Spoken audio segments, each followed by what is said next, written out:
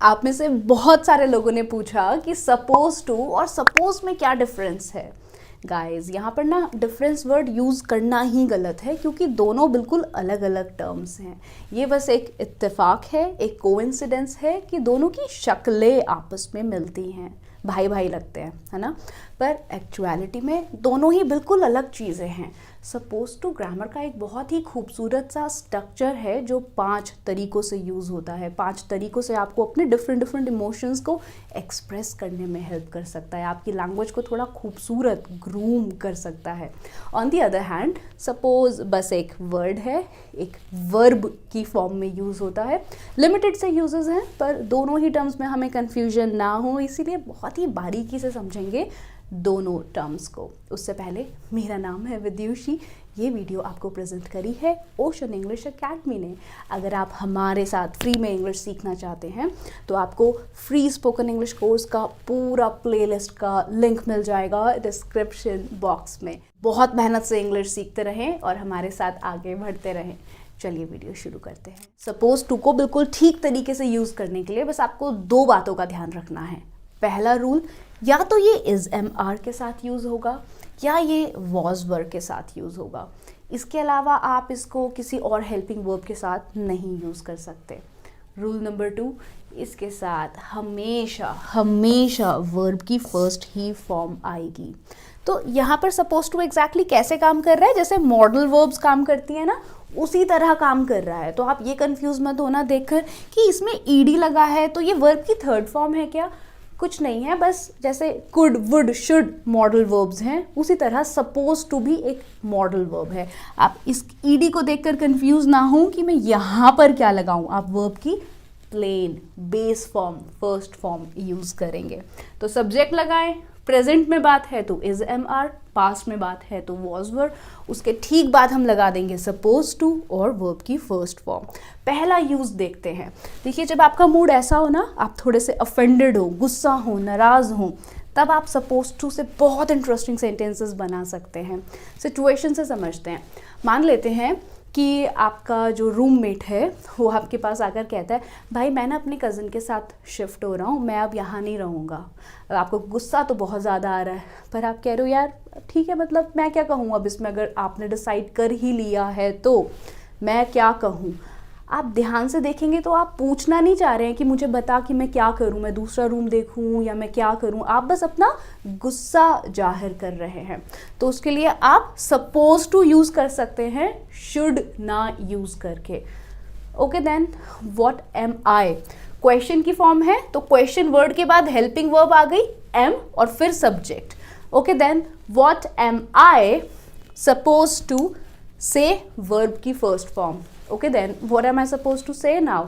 अब देखो, आवाज़ में सरकाज़म होना बहुत ज़रूरी है। जैसे इमोशंस है ना, उसकी टोन लैंग्वेज में आनी चाहिए, तभी मज़ा आएगा इस सेंटेंस को बोलने में।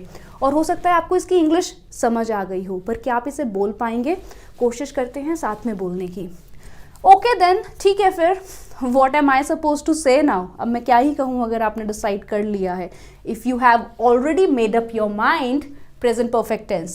If you have already made up your mind, what am I supposed to say now? Perfect. Next sentence. What am I supposed to do about it? अब सेम ही दोस्त आपको ये कह रहा है कि यार पर जो मैं दूसरा रूम ले रहा हूँ ना, उसका किराया थोड़ा सा ज़्यादा है। अब आपको और गुस्सा आ रहा है, आप कह रहे हो यार मतलब मुझे क्यों बता रहा है, मैं क्या कर सकता हूँ इस बारे में, अगर उसका रेंट ज़्यादा है तो इसमें मैं क्या ही करूँगा। इस फ्रस्ट्रेशन को बाहर निकालने के लिए एक बहुत ही खूबसूरत sentence, what M I suppose to do about it. भाई मैं क्या करूँ इस बारे में, व्हाट M I suppose to do about इट। क्वेश्चन वर्ड के ठीक बाद आती है हेल्पिंग वर्ब। जैसे आप बोलते हो व्हाट इज योर नेम, यहाँ पर एम आया है क्योंकि आई यूज हुआ है, तो व्हाट के बाद एम हेल्पिंग वर्ब आ गई। व्हाट एम आई सपोज में ईडी लगेगा, ईडी नहीं लगेगा, ये मॉडल वर्ब ही ईडी के साथ बनती है। तो what M I suppose to do about it. आपका फ्रेंड छुट्टियां लेकर बैठा हुआ है अनप्लान्ड लीव्स ऑफिस से 15 दिनों से। अब उनके ऑफिस से कॉल आता है कि बेटा आपको ना अब ऑफिस कभी आने की ज़रूरत ही नहीं है। वो परेशान है, आपको कह रहे हैं यार मैं क्या करूँ। फिर से आपने कहा भाई अनप्लान्ड लीव्स क्यों ली थी, मैंने तो नहीं कहा था. So what M I suppose to do about it. सुने और रिपीट करें, क्योंकि अगर समझ आ गया और बोल नहीं पा रहे हो तो नॉलेज अधूरी है. What M I suppose to do about it. Last expression, what is that suppose to mean. अब आपके रूममेट ने आपको फिर से थोड़ा और इरिटेट करने के लिए बोला, भाई मैं ना आज ही रूम खाली कर रहा हूँ तो मैं इस महीने का रेंट भी नहीं दूंगा. अब आपने कहा यार पहले बताता तो मैं कोई और बंदा अरेंज कर लेता. क्या मतलब क्या है इस बात का कि मैं अभी खाली कर रहा हूँ, 1 महीना रह कर जा, रेंट देकर जा. तो सेंटेंस आ गया, what is that suppose to mean. क्या मतलब है इस बात का. इससे आप कंफ्यूज ना हो, ये व्हाट के बाद इज है. हमने व्हाट और इज को कॉन्ट्रैक्ट करके मिलाकर ऐसे लिख दिया है व्हाट्स. और बोलने में भी आप व्हाट इज ना बोलकर बोले what's. What's that suppose to mean. What's that suppose to mean. अब देखो, क्योंकि आप पैनिक कर रहे हो है ना, एकदम से आप घबरा गए हो, तो आप कैसे बोलोगे सेंटेंस को. थोड़ा सा रेट ऑफ स्पीच आपकी फास्ट होगी, थोड़ा सा जल्दी से बोलोगे. What is that suppose to mean. Listen and repeat. What is that suppose to mean. अरे प्लीज बोलने की प्रैक्टिस करो, नहीं बोलोगे तो भूल जाओगे. अभी के अभी याद कर लो ताकि बाद में फिर कभी दोबारा ना पढ़ना पड़े. तो सेंटेंस है, भाई इस बात का क्या मतलब है. What is that suppose to mean. मैं आपको घर ड्रॉप नहीं कर पाऊंगा. मैंने आपको कहा था कि मैं ड्रॉप कर दूंगा, पर अब मैं 11 बजे आपको कह रहा हूँ मैं ड्रॉप नहीं कर पाऊंगा. अब आप गुस्सा हो गए और आपने कहा what is that suppose to mean. Perfect. Obligation, जहां पर आप हैव टू यूज करते हो ना कि यार मजबूरी है, करना ही पड़ेगा. शुड आप यूज करते हो फ्रेंडली सजेशन के लिए.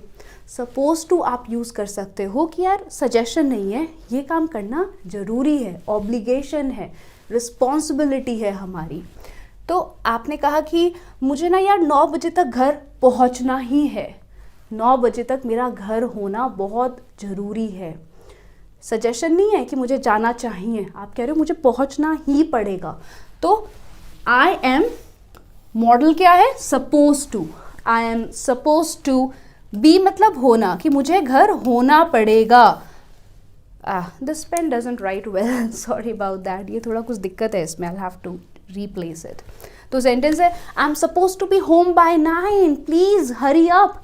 जल्दी करो, मुझे 9 बजे तक घर पहुंचना है. I am supposed to be home by 9.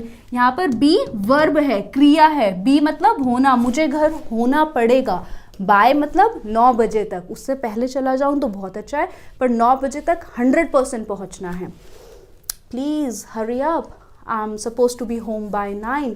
अब आप ट्रांसलेट करें. आपको सुबह 10 बजे तक ऑफिस पहुंचना है हर हाल में, एट एनी कॉस्ट.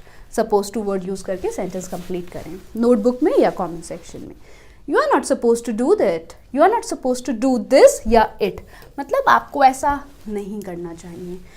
अगर आप कहोगे you should not do it, मतलब आपका फ्रेंडली सजेशन है कि भाई मेरे हिसाब से तो मत कर, पर अगर करता है तो मुझे कोई फ़र्क भी नहीं पड़ेगा.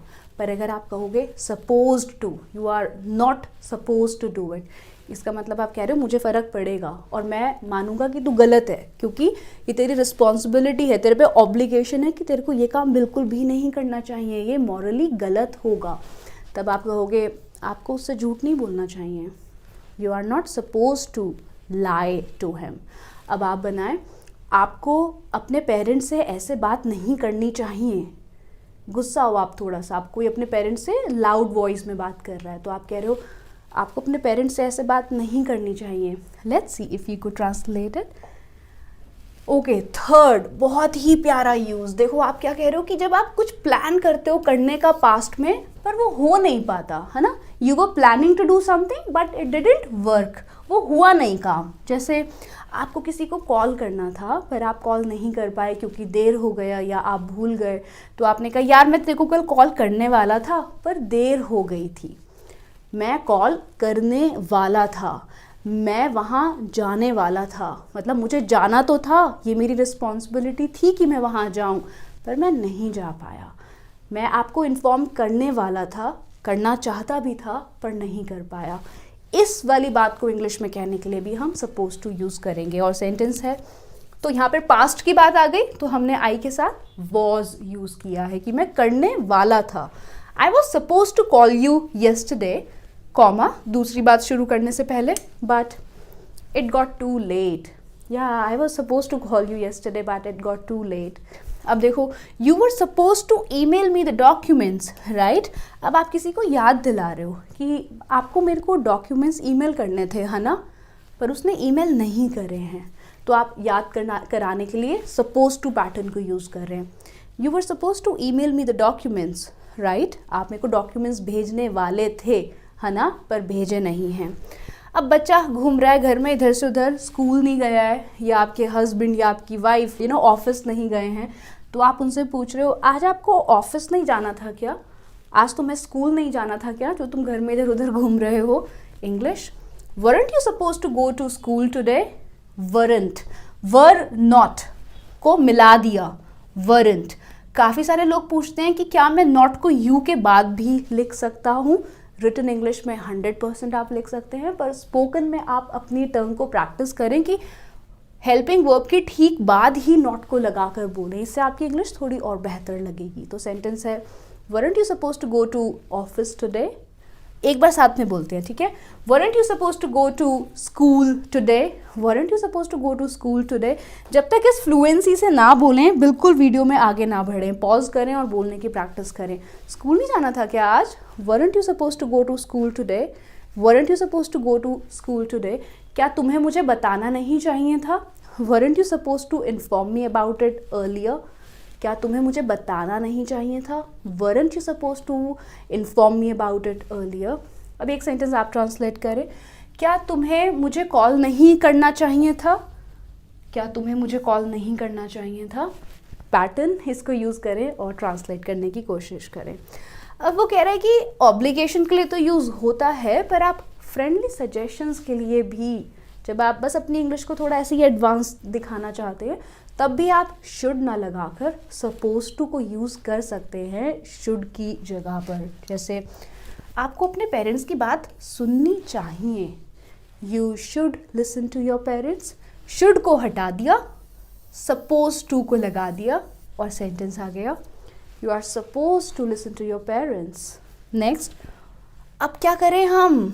अब आप यहाँ पे जेन्युइनली उससे सजेशन ले रहे हो कि यार अब मैं क्या करूँ, मुझे क्या करना चाहिए, मेरे को ऑफिस से जॉब से निकाल दिया गया है, तो व्हाट एम आई, अगर आई आएगा तो बस एम आई आ जाएगा, what M I suppose to do now. और अगर हम दोनों ने ही कुछ गड़बड़ कर दी है तो हम कहेंगे भाई अब क्या करें यार, what are we suppose to do now, what are we suppose to do now, what are we suppose to do now. What time am I supposed to be there? बहुत ही खूबसूरत सेंटेंस। आपके पास इंटरव्यू के लिए call आता है और आप पूछ रहे हैं कि मेरे को इंटरव्यू के लिए किस टाइम आना है। फॉर्मल साउंड कराएगा ये आपके सेंटेंस को। Sir what time should I come there, मैं कब आऊँ वहाँ पर? शुड ना लगाकर हमने सपोज टू यूज़ किया, जिससे हमारी इंग्लिश थोड़ी एडवांस्ड और फॉर्मल लग रही है।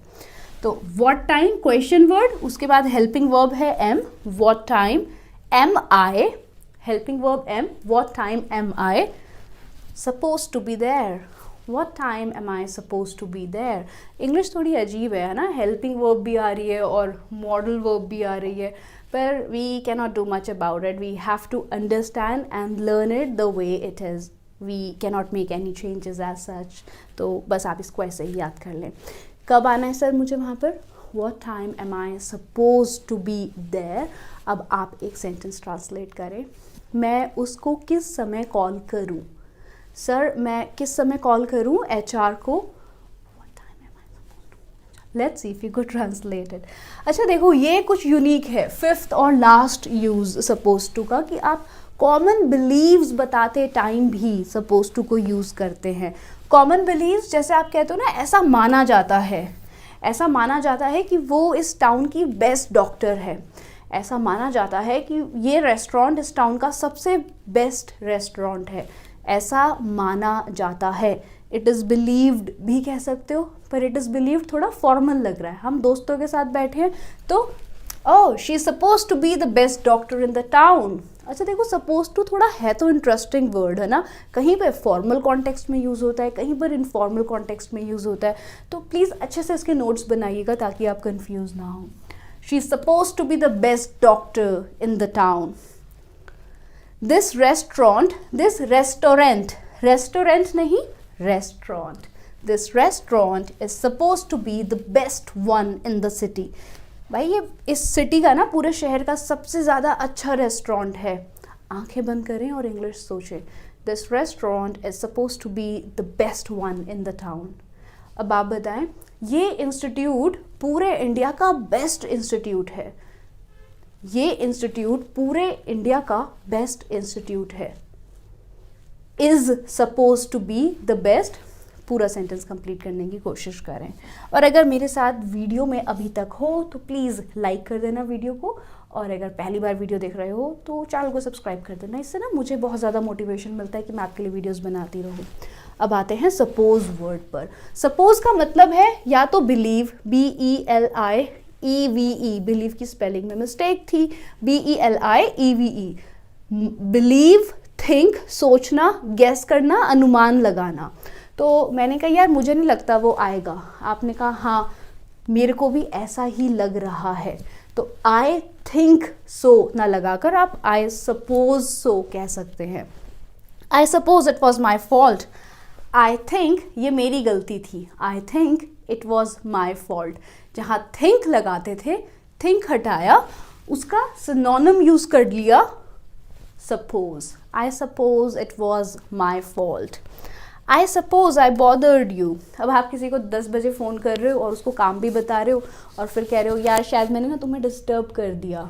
शायद, I guess I have bothered you, या फिर I suppose I have bothered you. I have bothered you भी सही है एंड आई बॉदर्ड यू भी ठीक है, कुछ बहुत ज़्यादा प्रॉब्लम नहीं है।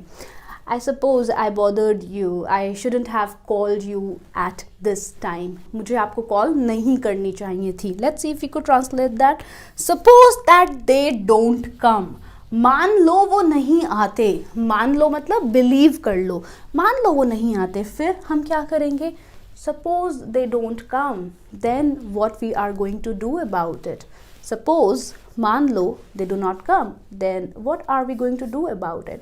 तो ये थे सपोज के 3 यूज। अब आप बताएं कि आपको इस पूरी वीडियो में सबसे इंटरेस्टिंग सेंटेंस कौन सा लगा, और मैं मिलती हूँ आपसे नई वीडियो में एक बहुत ही इंटरेस्टिंग नए टॉपिक के साथ। Until then, keep learning, keep growing.